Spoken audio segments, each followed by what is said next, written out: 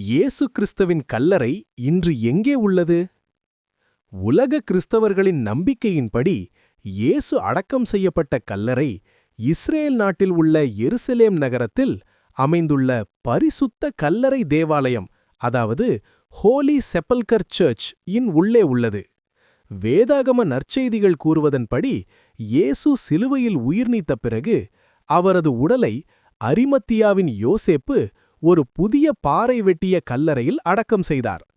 அந்த கல்லறை கொல்கோத்தா எனப்படும் சிலுவை அறைப்பு இடத்திற்கு அருகிலேயே இருந்தது என்று கிறிஸ்தவ பாரம்பரியம் கூறுகிறது.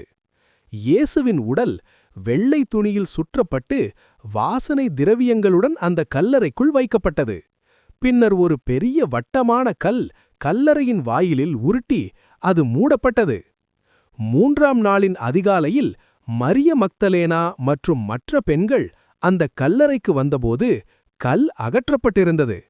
கல்லறை காலியாக இருந்தது. இதுவே கிறிஸ்தவ விசுவாசத்தின் மையமான இயேசுவின் உயிர்த்தெழுதலின் செய்தி. காலம் கடந்தபின் ஆரம்பகால கிறிஸ்தவர்கள் இந்த புனித இடத்தை நினைவில் வைத்து மிகுந்த மரியாதையுடன் பாதுகாத்தனர். பின்னர் அந்த இடத்தின் மேல் ஒரு பெரிய ஆலயம் கட்டப்பட்டது.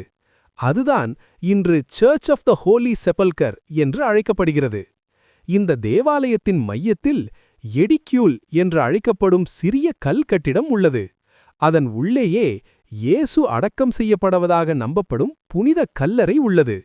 இன்று உலகம் முழுவதிலிருந்தும் ஆயிரக்கணக்கான யாத்ரீகர்கள் இந்த புனித இடத்திற்கு வந்து ஜெபித்து அமைதியை அனுபவிக்கிறார்கள். இது ஒரு வரலாற்று இடம் மட்டுமல்ல, கிறிஸ்தவர்களின் நம்பிக்கையின் மிக பெரிய அடையாளம்.